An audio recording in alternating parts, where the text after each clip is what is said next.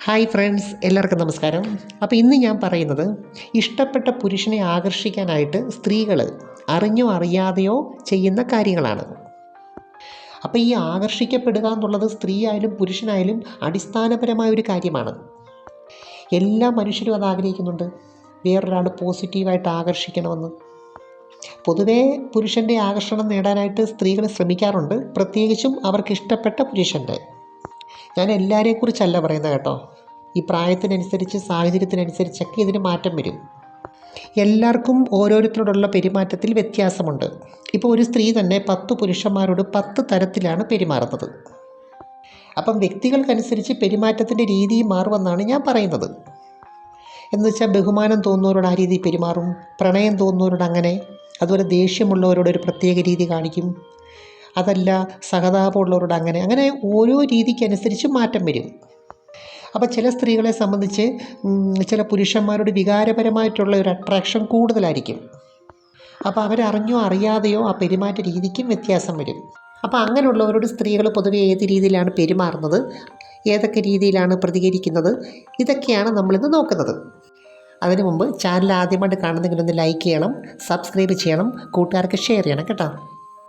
ഇപ്പോൾ ഒരു സ്ത്രീയെ സംബന്ധിച്ചൊരു പുരുഷനോട് അതിയായ ഇഷ്ടമുണ്ടെങ്കിൽ, പ്രത്യേകിച്ചും വൈകാരികപരമായിട്ട് അല്ലെങ്കിൽ കാമപരമായിട്ടൊക്കെ ഒരു പ്രത്യേക ഇഷ്ടം കൂടുതലുണ്ടെങ്കിൽ അവർ സംസാരിക്കുന്ന സമയത്ത് വളരെ സന്തോഷവതിയായിരിക്കും.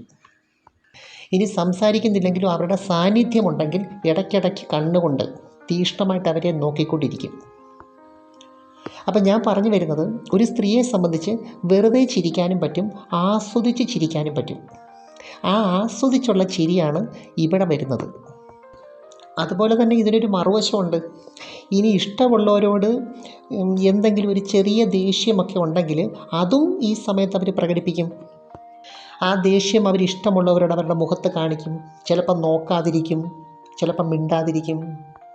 അതും അവരറിയാതെ അങ്ങ് പ്രകടിപ്പിച്ചു പോകും. അപ്പോൾ ഇതൊരു നാണയത്തിൻ്റെ 2 വശങ്ങൾ പോലെ മാറി മാറി വരും. അതുപോലെ അങ്ങനൊരു ഇഷ്ടമുണ്ടെങ്കിൽ അവരെല്ലാ ദിവസവും വാട്സപ്പിൽ കൂടെ ചാറ്റ് ചെയ്യാൻ ശ്രമിക്കും. അതുപോലെ ഇഷ്ടമുള്ള പുരുഷനെക്കുറിച്ച് കൂടുതൽ അറിയാനായിട്ട് ഇങ്ങനെ ട്രൈ ചെയ്തുകൊണ്ടേയിരിക്കും. അപ്പോൾ ഇഷ്ടപ്പെട്ട പുരുഷനെ മാക്സിമം അട്രാക്റ്റ് ചെയ്യാനായിട്ട് അവരിങ്ങനെ ട്രൈ ചെയ്യും. അതുപോലെ തന്നെ ഇവർക്ക് ഇഷ്ടപ്പെട്ട ഒരു പുരുഷൻ എപ്പോഴും ഇവരെക്കുറിച്ച് ഓർക്കണം, ഇവരെക്കുറിച്ച് ചിന്തിക്കണം, ഇവരെ ഇഷ്ടപ്പെടണം. അങ്ങനെയൊക്കെയുള്ളൊരു സ്വാർത്ഥപരമായ ചിന്ത മിക്കവാറും സ്ത്രീകൾക്കൊക്കെ ഉണ്ട്. അതുപോലെ തന്നെ ആ പുരുഷൻ്റെ ജീവിതത്തിലേക്ക് ഇറങ്ങിച്ചെല്ലാനുള്ളൊരു ടെൻഡൻസി കാണിക്കും. എന്താ വെച്ചാൽ ഡെയിലി ആക്ടിവിറ്റീസ് എന്തൊക്കെയാണ്, ഓരോ സമയത്തും എവിടേക്കാണ് പോകുന്നത്, അതുപോലെ ഓരോ സമയത്തും ആരെയൊക്കെ കാണുന്നു, മീറ്റ് ചെയ്യുന്നു, എന്തൊക്കെ ചെയ്യുന്നു, ഇതെല്ലാം അറിയാനുള്ളൊരു ടെൻഡൻസി ഉണ്ട്, ഒരാകാംക്ഷ. അപ്പോൾ ഇതൊക്കെ തന്നെ വാട്സപ്പിൽ കൂടെ, മെസ്സേജിൽ കൂടെ അവർ ട്രൈ ചെയ്തുകൊണ്ടേ ഇരിക്കും. അതുപോലെ തന്നെ കുറച്ച് കാമപരമായിട്ടുള്ള ഇഷ്ടമാണെങ്കിൽ ഇവരുടെ സാന്നിധ്യം ഉണ്ടാക്കിയെടുക്കാനായിട്ട് ഇവർ ട്രൈ ചെയ്യും.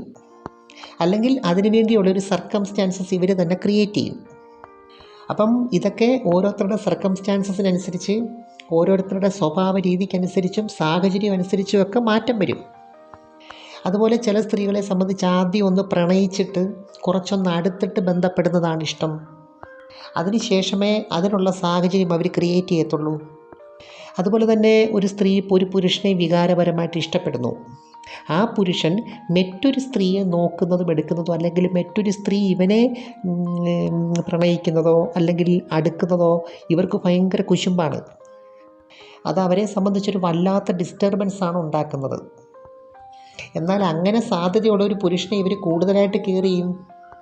അതുപോലെ തന്നെ മറ്റേതെങ്കിലും സ്ത്രീകളുമായിട്ട് അടുപ്പമുണ്ടോ, ബന്ധപ്പെട്ടിട്ടുണ്ടോ എന്നൊക്കെ അറിയാനുള്ളൊരു ജിജ്ഞാസ കാണിക്കും.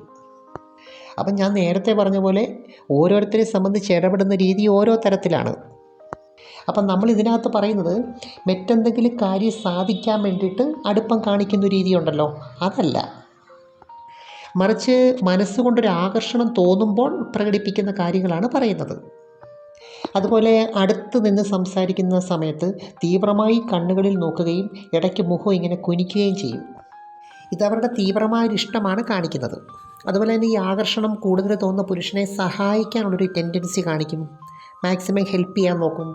എന്നുവെച്ചാൽ മാക്സിമം അവരിലേക്ക് അടുക്കാൻ നോക്കും, അടുക്കാനും അടുപ്പിക്കാനും. ചിലർ ഇടയ്ക്ക് പ്രസൻറ്റ് കൊടുക്കും. എന്താ വെച്ചാൽ അവർക്ക് ഇഷ്ടപ്പെട്ടത് വാങ്ങിച്ചു കൊടുക്കാനൊക്കെ ഉള്ളൊരു ടെൻഡൻസി കാണിക്കും. അതുപോലെ അവരുടെ തൊഴിൽപരമായ കാര്യങ്ങളിൽ അല്ലെങ്കിൽ അവരുടെ ആക്ടിവിറ്റീസിൽ ഒക്കെ ഇവരും കൂടെ ഉൾപ്പെടാൻ ശ്രമിക്കും. അപ്പോൾ അങ്ങനെ ഇഷ്ടമുള്ള പുരുഷന്മാർ ഈ കളിയുടെ കാര്യമൊക്കെ പറയുമ്പോൾ ഒരു പ്രത്യേക രീതിയായിരിക്കും പെരുമാറുന്നത്.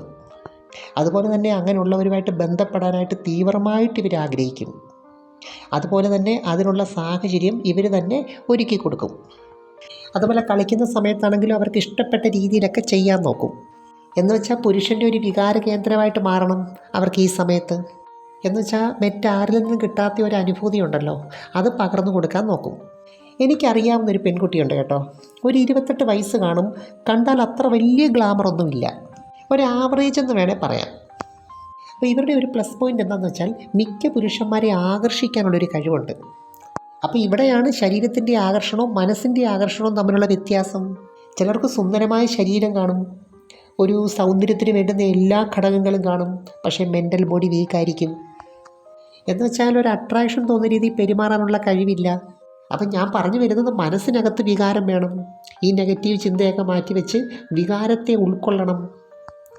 എങ്കിൽ മാത്രമേ കൂടുതൽ ആകർഷണം തോന്നുന്ന രീതിയിൽ ഈ കളിക്കുന്നതിനിടയ്ക്ക് ചെയ്യാൻ പറ്റൂ.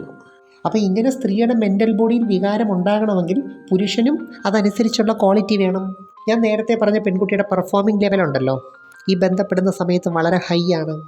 എന്ന് വെച്ചാൽ ഒരു പ്രാവശ്യം ചെയ്തു കഴിഞ്ഞാൽ വീണ്ടും കൊതിയോടെ ഒന്നുകൂടെ ചെയ്യാൻ തോന്നും. അതുപോലെ ഈ അടിക്കുന്ന സമയത്തുള്ള ഈ റിയാക്ഷൻ ഉണ്ടല്ലോ, അത് പുരുഷനെ സംബന്ധിച്ച് വളരെ ഇൻട്രസ്റ്റിംഗ് ആണ്. ഒരു പ്രത്യേക മുഖഭാവം, അതുപോലെ ഒരു പ്രത്യേക ശബ്ദമൊക്കെ കൊടുക്കുക, അതൊക്കെ അവിടെ പെർഫോം ചെയ്യപ്പെടണം. ചില സംസാര രീതികൾ, ചില ചലനങ്ങൾ, ചില നോട്ടങ്ങൾ, ചില പൊസിഷനുകൾ, ഇതിനകത്തെല്ലാം ആകർഷണമുണ്ട്. അപ്പോൾ രണ്ട് കൂട്ടരും ഒരുപോലെ ട്യൂൺ ചെയ്തെങ്കിലേ അവിടെ ഒരു എനർജി ക്രിയേറ്റ് ചെയ്യത്തുള്ളൂ. എങ്കിൽ മാത്രമേ ബന്ധപ്പെടാനുള്ളൊരു സാഹചര്യം സൃഷ്ടിക്കപ്പെടത്തുള്ളൂ. ഇതിനകത്ത് മറ്റൊരു കാര്യമുണ്ട്. ഇങ്ങനെയുള്ളൊരു സാഹചര്യം ഒരുക്കി കൊടുത്തിട്ട് പുരുഷനത് ചെയ്യുന്നില്ലെങ്കിൽ അവർക്കൊരു പ്രത്യേക ദേഷ്യം തോന്നും കേട്ടോ. എന്ന് വെച്ചാൽ ഒരു പ്രത്യേക നിരാശയുണ്ടാവും. അതുപോലെ തന്നെ ഇവർ വിചാരിക്കുന്ന രീതിയിലും ഇവർക്ക് ഇഷ്ടപ്പെടുന്ന രീതിയിലും പുരുഷൻ പെരുമാറുന്നില്ലെങ്കിലും ഈ നിരാശ തോന്നും. അപ്പം ഞാൻ ഈ പറയുന്ന ഒന്നും എല്ലാവരുടെയും കാര്യമല്ല കേട്ടോ, ഒരു പ്രത്യേക സാഹചര്യത്തിലുള്ളവരുടെ കാര്യമാണ്. അപ്പോൾ ഈ പുരുഷൻ്റെ ആകർഷണം കൂടുതൽ സ്ത്രീ നേടാൻ ശ്രമിക്കുന്നത് അവർക്ക് എന്തോ ഒരു ആഗ്രഹമുണ്ട്, ഈ പുരുഷനെ കൊണ്ടുണ്ട്. അത് ഓരോ വ്യക്തിക്ക് അനുസരിച്ച് മാറ്റം വരും. അപ്പോൾ ചിലവർക്ക് പ്രണയം മതി, പ്രണയിച്ചാൽ മതി. ചിലർക്ക് സ്നേഹം മതി, ചിലർക്ക് സാന്നിധ്യം മതി, ചിലർക്ക് നന്നായിട്ട് അടിച്ചു കൊടുക്കണം. അങ്ങനെയുള്ള ഒരു റിലാക്സേഷൻ ആയിരിക്കും പ്രതീക്ഷിക്കുന്നത്. ചിലർക്ക് അങ്ങനെയല്ല, മറ്റെന്തെങ്കിലും കാര്യമായിരിക്കും, അതിനുവേണ്ടിയാണ് ഈ ആകർഷണം കാണിക്കുന്നത്. അപ്പോൾ എന്ത് തന്നെയാണെങ്കിലും അവരുദ്ദേശിക്കുന്ന കാര്യം ഈ പുരുഷനെ കൊണ്ട് സാധിക്കുകയാണെങ്കിൽ തീർച്ചയായിട്ടും അവർ വിടാതെ പിന്തുടർന്നുകൊണ്ടേയിരിക്കും. അതുപോലെ തന്നെ കളി മാത്രമാണ് പ്രതീക്ഷിക്കുന്നതെങ്കിൽ അവരുടെ രീതി കുറച്ച് വ്യത്യാസമായിരിക്കും. ചിലർക്കാണെങ്കിൽ നല്ല ഫ്രണ്ട്ഷിപ്പ് മതി. എന്ന് വെച്ചാൽ നല്ലൊരു ഫ്രണ്ട് എങ്ങനെയാണ് പെരുമാറുന്നത് ആ രീതി പെരുമാറുന്നതാണ് ഇഷ്ടം. അപ്പോൾ ഈ ഫ്രണ്ട് എന്ന് പറയുമ്പോഴും കുറച്ച് വ്യത്യാസമുണ്ട് കേട്ടോ. എന്ന് വെച്ചാൽ ഇപ്പോൾ ഒരു സ്ത്രീയെ, ഒരു സുന്ദരിയായ ഒരു സ്ത്രീയെ സംബന്ധിച്ച് അവരൊരു ഗേൾ ഫ്രണ്ടിനെ കാണുന്ന പോലല്ല ഒരു ബോയ് ഫ്രണ്ടിനെ കാണുന്നത്. അല്ലെങ്കിൽ ഒരു ഗേൾ ഫ്രണ്ടിനെ ട്രീറ്റ് ചെയ്യുന്ന പോലല്ല ബോയ് ഫ്രണ്ടിനെ ട്രീറ്റ് ചെയ്യുന്നത്. അതുപോലെ തന്നെ ഈ സ്ത്രീ ഇഷ്ടമുള്ളവർക്ക് നല്ല ഭംഗിയുള്ള ഫോട്ടോസൊക്കെ അയച്ചു കൊടുക്കാൻ ശ്രദ്ധിക്കും. അതുപോലെ തന്നെ പുരുഷൻ്റെ ഫോട്ടോ ആവശ്യപ്പെടുകയും ചെയ്യും.